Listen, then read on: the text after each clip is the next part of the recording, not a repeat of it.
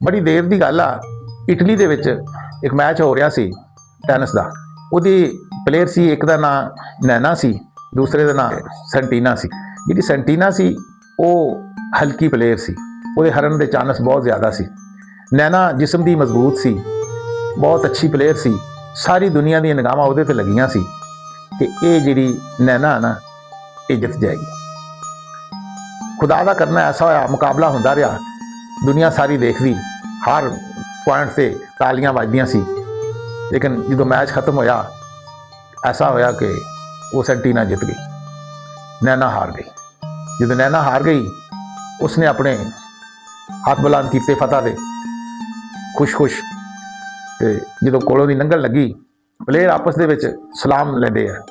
जो कोई फतह वाला प्लेयर भी तो हारिया होया प्लेयर भी सलाम लेंदे आ।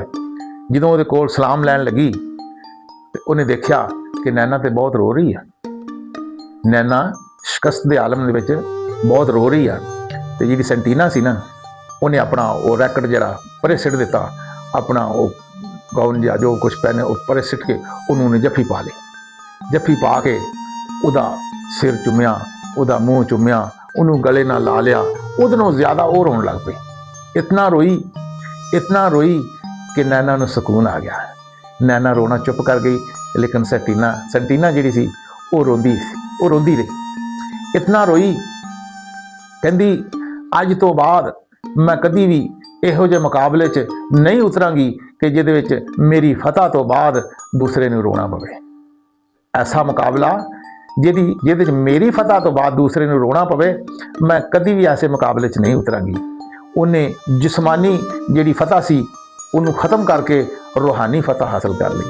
ऐसी फतह हासिल की थी तो इन्नियां प्यारियां आपस में सहेलियां बन गई। अखबारों के उन्होंने फिर दोवां दी तस्वीरां आउंदियां सी। हालांकि जो जित गई सी वो चली जाती, वो रोंदियां छड़ जाती, कदे वो मत्थे ना लगती, तो फिर भी कुछ नहीं सी होना। उन्हें अपने घर चली जाना सी, उन्हें अपने घर चली जाना सी। लेकिन उन्हें इन्नी मतलब कि स्पोर्ट्स स्पिरिट्स जिन्होंने कहते हैं ना, इन्नी स्पोर्ट्स स्पिरिट्स दिखाई कि उन्होंने गले ला के इतना प्यार किया। वो रोना चुप कर गई तो आप रोंदी रही, कहती तो वह बहुत प्यारियां एक दूसरे दी सहेलियां बन गई। और पूरे मुल्क इटली का बहुत काफ़ी देर पुराना वाकया, तो ये स्पोर्ट्स स्पिरिट्स के मुताबिक तुहानूं ये वाकया सुनाया। वीडियो अच्छी लगे कमेंट करना और चैनल सब्सक्राइब करना ना भूलना।